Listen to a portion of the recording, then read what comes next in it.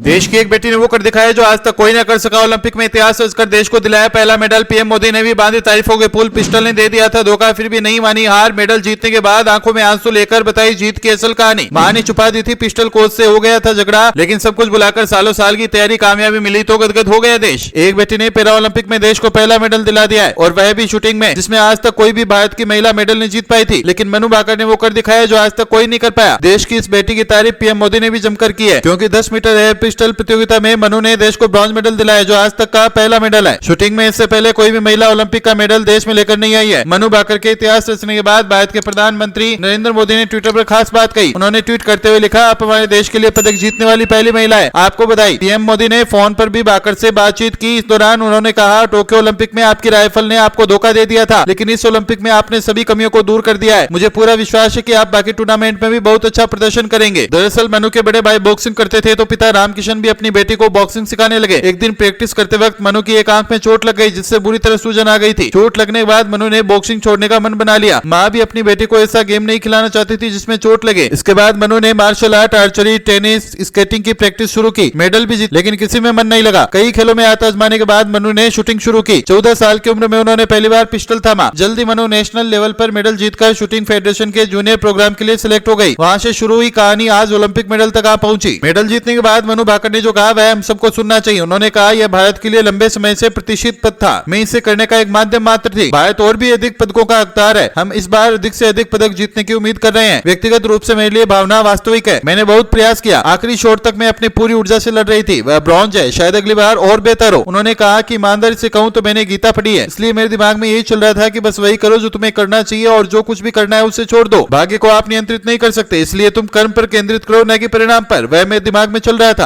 आपको बता दें, पेरिस ओलंपिक में 10 मीटर एयर राइफल प्रतियोगिता में मनु भाकर ने दमदार खेल दिखाते हुए तीसरे नंबर पर रही। एक शॉट तक भाकर दूसरे स्थान पर पहुंच गई, लेकिन कोरिया की निशानेबाज के आगे वह तीसरे स्थान पर फिसल गई। इस तरह उनके खाते में ब्रॉन्ज मेडल आया। मनु भाकर शूटिंग में देश को पहला मेडल दिलाने वाली महिला बन गई है, जिन पर पूरा देश गर्व कर रहा है। मनु भाकर की इस कामयाबी पर आपकी क्या राय है, हमें कमेंट करके जरूर बताएं। और अभी तक आपने इस वीडियो को लाइक नहीं किया तो लाइक कर दें, चैनल को सब्सक्राइब नहीं किया तो सब्सक्राइब करके बेल आइकन को प्रेस कर दें।